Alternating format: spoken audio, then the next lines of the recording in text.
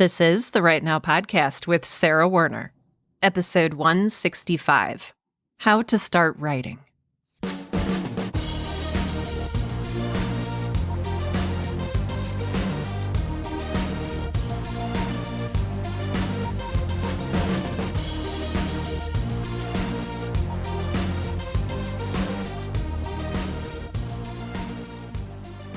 Welcome to Right Now, the podcast that helps all writers, aspiring professional and otherwise, to find the time, energy, and courage you need to pursue your passion and write.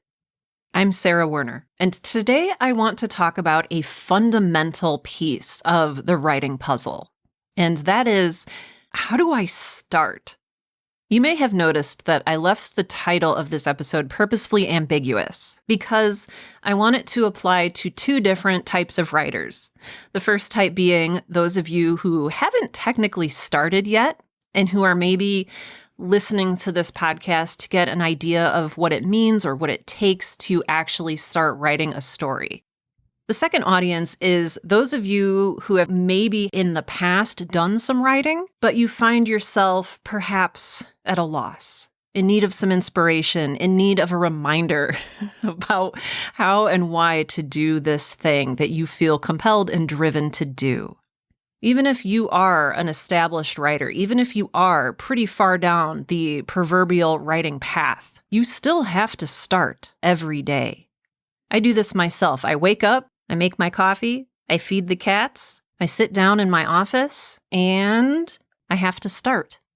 And sometimes it's easy. Sometimes I have left myself a little trail of breadcrumbs from the day before. Maybe I've left off in the middle of a sentence or in the middle of a paragraph or in the middle of an idea. Maybe I've left myself a little handwritten note for the next day like, hey, go through this scene and add this and or this. But there are also days when I sit down and I open my laptop and it takes me a while as I sip my coffee and the caffeine slowly enters my bloodstream and my brain to figure out, what are those weird little markings on the screen? Oh, those are words. Okay. What do they mean? Where was I going with this? How do I jump back in? How do I make this sound good and smart and relevant and ... There are other days when I'm not just jumping back into something I've already started, but I'm sitting down and either I open my laptop or I open a notebook because I like to brainstorm by hand and write first drafts by hand. And I will look at that blank page and say, okay, a giant, magnificent story needs to go here. How do I start? So whether you identify with that first audience of people who maybe have an idea that they want to try writing or they want to get into writing, maybe they have a story to tell. Yes, maybe you have a story to tell. Or whether you are a little bit further along your writing journey and you are just looking for the motivation and inspiration to open your laptop or open your notebook and continue to restart, to jump back into where you left off. These are both perfectly valid. We are going to talk about both of those today. If you are looking to start writing, I'm really excited for you. You have a beautiful and transformative and maybe perhaps a little difficult sometimes road ahead of you. And I'm really glad that you're here with us. Storytelling is an innate urge that we as humans have. There are a lot of theories as to why this is, but for whatever reason, we are motivated and driven and even educated by narrative, by a story. A story is a snack-sized bit of the human experience that we can ingest and parse meaning from and learn from and take joy in. Because yes, entertainment is a perfectly valid reason to write. But we'll get into that in just a second. If you've ever seen the movie The Sound of Music, you may recall Julie Andrews singing, "Let's start at the very beginning, a very good place to start." And that would seem like good advice for starting a story, for looking at how to start writing. Start at the beginning. But what is the beginning? When we're talking about writing, when we're talking about diving into a piece of art, what does that beginning look like? Is it the first word on the page? Is it the title that we've thought of in our head? Or is it us? Is it ourselves? I know it's easy to jump ahead and start thinking about beat sheets and 3-act structure versus 5-act structure and metaphors and pacing and tension and character arcs. But that can get really overwhelming really quickly. And so I think that when we get started writing, no matter if you are just getting started or if you are a professional, a good place to start is to ground yourself, to be present, and begin by acknowledging who you are and where you are. This can be as simple as, I'm Sarah, I have a story to tell, and I'm really excited to start typing. Or it can be a little more introspective, and you can say, okay, my name is Sarah, and I'm feeling anxious. I don't have a lot of confidence in my ability to write. I am not a professional, but writing sounds cool and fun, and I have some aspirations to express myself or to get published, etc. The key here is to be honest about where you are in your writing journey and not to disparage yourself. I've been writing for years, and it is still very easy for me to sit down in the morning and say, okay, I'm Sarah, and I have no idea what I'm doing. Which is true. Because the more you learn about writing, the more you realize all of the things that you don't know. But it won't do to start off by tearing yourself down, by saying, I'm Sarah, and this is probably going to suck, and why am I bothering doing this anyway? And then you close your laptop or your notebook, and then you run away. I don't want that to happen to you. I don't want you to start off this whole experience berating yourself. A simple acknowledgement without judgment will do. And if you're sort of caught up in the idea that I've never taken a writing class, I don't have a writing degree, I have to tell you, I have taken writing classes, and I do have a writing degree, and I think I learned just as much by growing up reading and reading as an adult and reading thoughtfully than I did out of any of my classes in high school or college. It may also help you to remember that people like Jane Austen, famous novelists, I'm pretty sure she didn't have an MFA, which is a Master's in Fine Arts. I'm also relatively sure she didn't go to college or even high school. She didn't have a degree on her wall, as far as I'm aware, that ascertained that, yes, you are certified Jane Austen. You have permission to write. I talk to a lot of aspiring writers who really get down on themselves because they don't have the right degree or the right number of classes that they've taken, when really those things, those credentials, are a relatively new invention. And in fact, the things that you learn in a creative writing class, in a degree program for creative writing, those are all based on works and examples written by people who did not have that education themselves. Next, I'd like you to think, what do you want out of this whole process? What do you want out of the writing experience? What do you want to get out of this? Do you want to write because you have a story to tell that you are excited to share with the world? Do you want to write because you feel yourself strangely compelled to write? Do you want to get published? Do you want to just process your own thoughts and get them down on paper? Do you want to entertain people? Do you want to entertain yourself? Are you bored? Did your therapist tell you that you needed to do some writing? Whatever your reason, they are all extremely valid. But I think it's important to understand what you want out of the experience, whether it's a feeling or a tangible goal, because that will help you set your expectations and ultimately will help you understand whether or not you've been successful in this whole endeavor.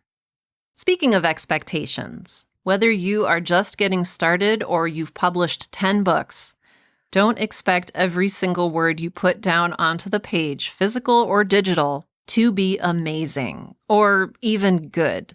This is a frustration for writers at all levels, and that is your work, the writing that you produce, will probably not line up exactly with the version of it that exists in your head. And that's okay. That's normal. Our job as writers is to extract that vision we have in our heads and translate it onto the page. And as we get more proficient in the craft, the translation will get better and better. But I know a lot of writers who start out and they hammer out the first paragraph of their dream novel, and they read it later and they're like, this is terrible. I'm a terrible writer. And then they give up. And maybe this is you. Maybe this is something you've experienced. It's definitely something I have experienced. That sense of frustration that this is not coming out how I wanted it to come out, or this is not that good. That's normal. Part of the issue comes because we compare what we are starting with to other people's published work.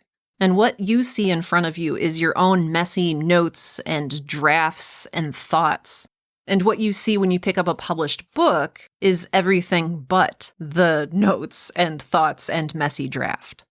We don't get to look inside Hemingway's trash can. We don't get to see all those crumpled up pages full of mistakes and spilled ink. We don't get to see all of the times that he messed up, but we do see that in our own work. So I want to say this as an encouragement to you. Go into the experience hopeful and aspirational and even ambitious. Those are all good things. But don't go in demanding. Don't go in judging. Even if you're not a perfectionist, like many of us are, if you go into this experience expecting the great American novel to come out on the first try, you're going to be disappointed. So whether you stick with it or not, and eventually do publish that great American novel, depends on your expectations. Are you getting out of this experience what you expected? And do you maybe need to readjust your expectations or rewrite them entirely? Another question that gets wrapped up into the whole how to start writing thing is the question of where to start. And this is a more practical question than a lot of the other ones we've been talking about today. Where do I start? Do I just open up a notebook and put words on it? Do I just jump right into writing chapter 1 of my novel? Or do I need to do some character sketches first? Do I need an outline? How do I know if I have a lot of stories in my head? How do I know which one to tell? Where do I start with that? So I'm going to break this down for you because there's a lot to cover here. Many writers get started writing fan fiction. I didn't have a term for it at the time, but when I started writing, I remember my novel that I wrote in 7th grade, I wrote because I had seen Star Wars Episode 4, A New Hope, for the first time, and I was in love with it. And I wanted to write my own characters in this world of space wizards.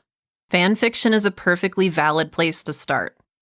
Adjacent to that is, I don't know if this actually has a term, but I know when I was sort of learning to write, I would find a book that I really loved, and I would just copy down sentences that author had written in the story to get a feel for what it was like on the page. Now, this was not plagiarism because I wasn't publishing it. I was just literally copying it down into a notebook to see what it felt like to write those words.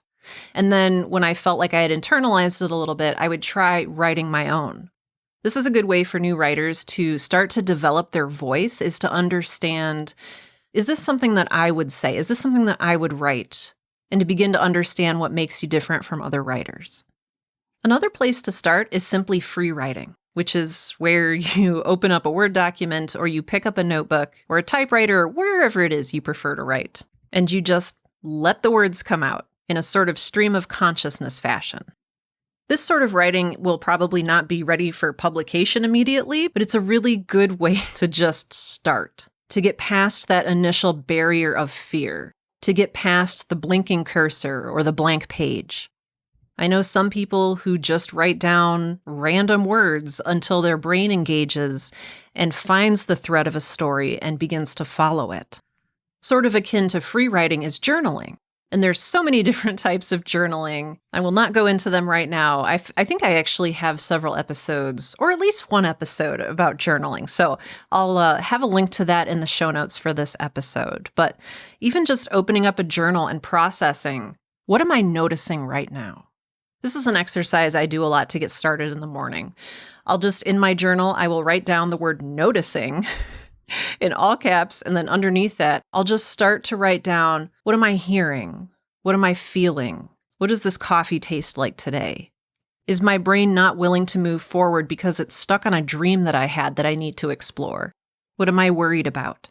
What am I looking forward to?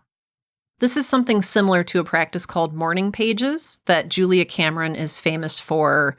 I don't know if inventing is the right word, because it's literally just writing whatever's in your brain to clear it out and prepare yourself for sitting down to write your story. And it's useful for some people and it's not useful for other people. And the biggest and most frustrating piece of advice I can give you is that most of this you'll only know if it's right for you by trial and error.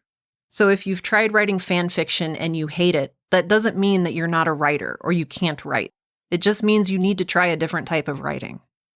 If you've found that you hate 5-paragraph essays, I don't even know if they make people write those in school still, but when I was going to school, we had to write 5-paragraph essays.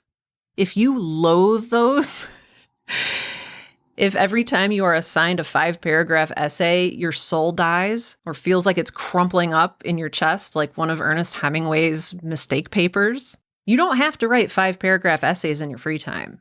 You can write a romance. You can write a screenplay. You can write some really angry poetry about having to write 5-paragraph papers. A lot of people love journaling. A lot of people hate journaling. But most of the time, you don't know until you give it a try. Be willing to experiment. Because as we were talking about with expectations earlier, maybe you have this dream of becoming a famous poet. But really, when you put pen to paper, you realize, oh, I'm actually really good at long-form storytelling. Oh, okay. Personally, I grew up dreaming about becoming a novelist. I wanted to write books when I grew up. And I didn't even know until I started experimenting with the medium that I could write for audio, that I could write scripted podcasts and audio dramas. And that experimentation allowed my career to take off. Another thing I haven't mentioned is the use of writing prompts. So these are ideas that will get you writing, and they come in a lot of different formats. So you might see a writing prompt that says, recall a time when you felt sad. Or you might see a prompt that is a picture of a rabbit playing a cello and be asked to write a story about that. There are prompts everywhere, especially now that we have the internet. All you have to do is Google writing prompts and start to look through.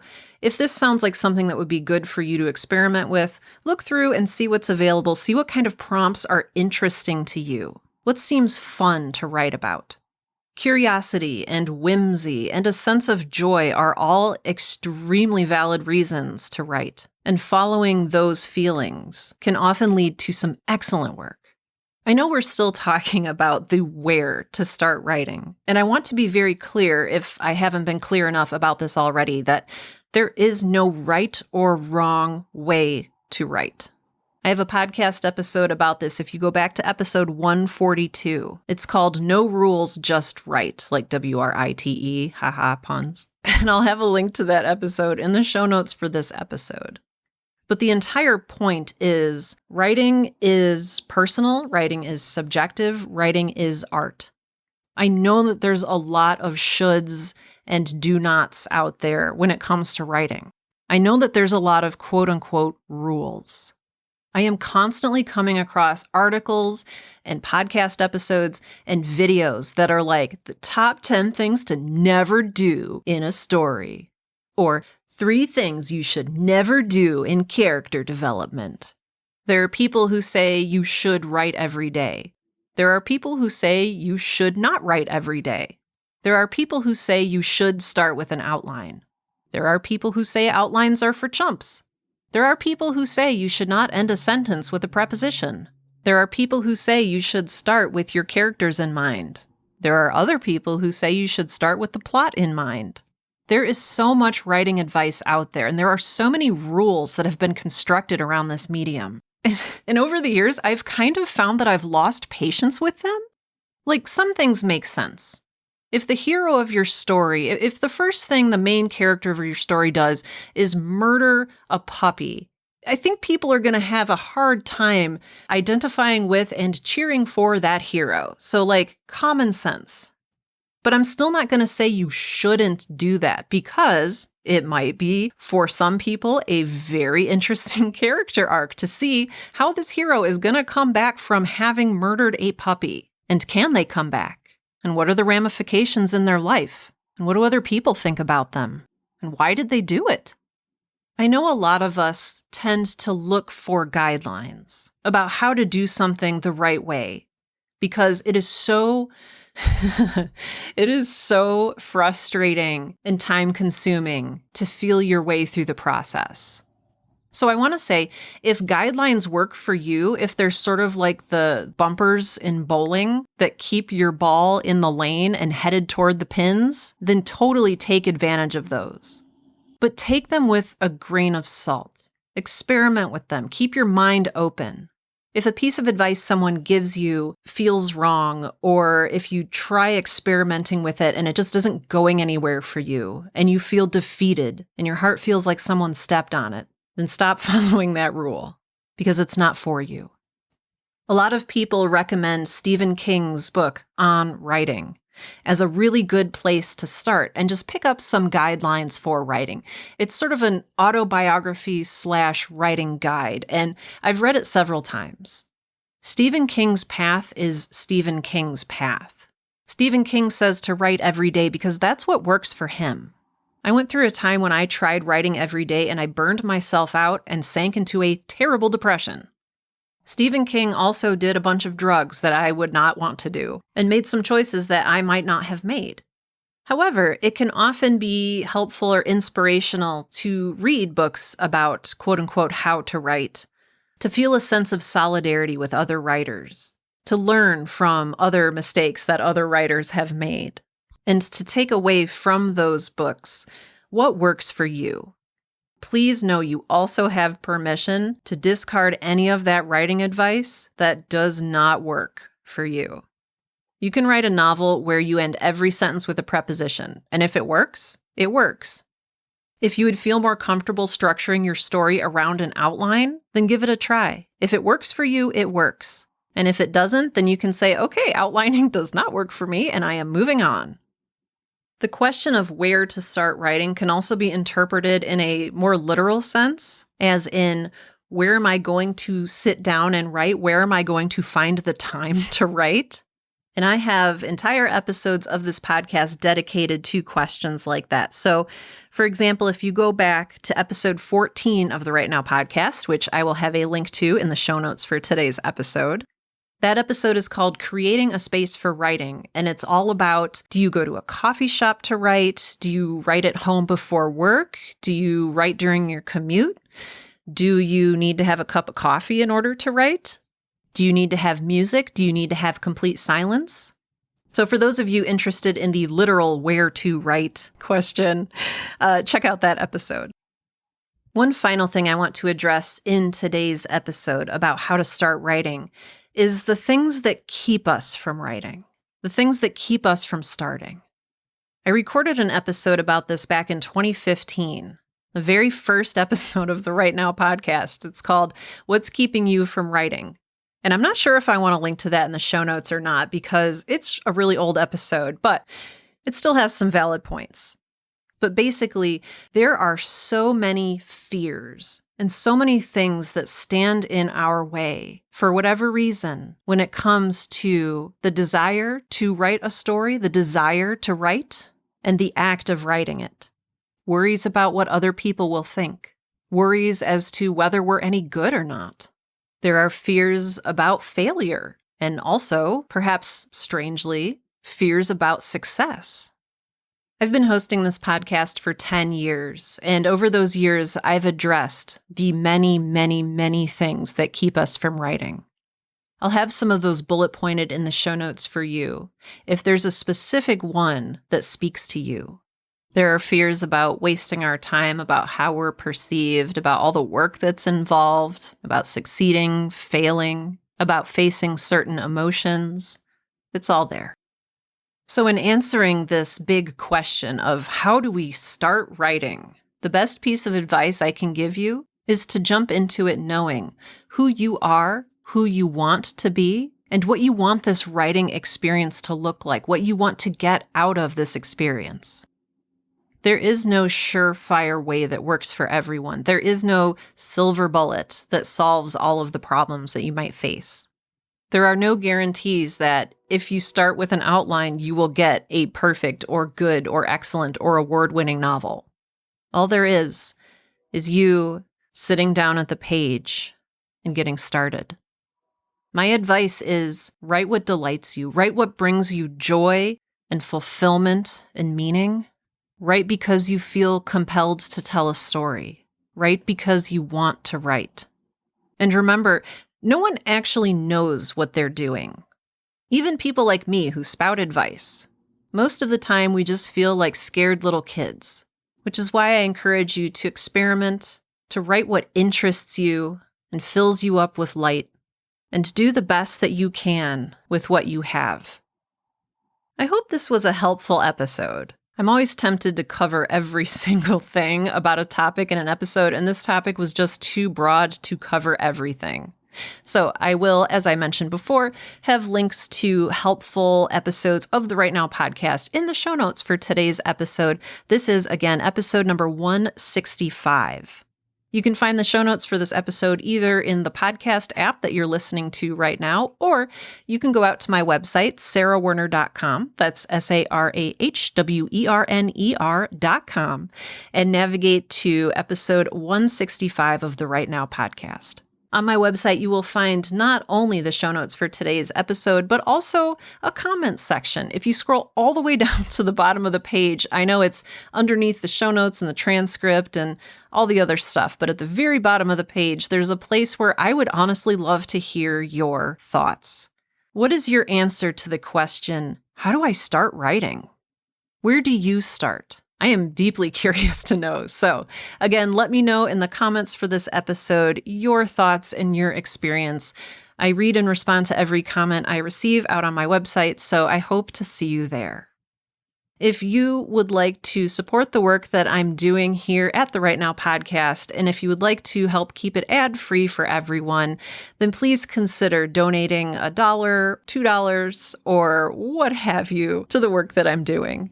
You can do that through Patreon. You can do it through Ko-fi/Coffee. You can do it through PayPal, whatever it is, however it is. I am deeply grateful to all of the people who donate and keep this show going. Special thanks go out to patrons Laurie, Regina Calabrese, Amber Fertesi, Charmaine Ferrara, Kim, Mike Teft, Poppy Brown, Summer, Tiffany Joyner, and Whitney Magruder. Thank you all so much for your generous donations. Again, if you would like to donate to the show, you can go out to my website and click on the button or link that says support the show. I would deeply appreciate it. And with that, this has been episode 165 of the Right Now podcast, the podcast that helps all writers, aspiring, professional, and otherwise, to find the time, energy, and courage you need to pursue your passion, or even discover that you have a passion, and write. I'm Sarah Werner, and I am so excited to see what you write.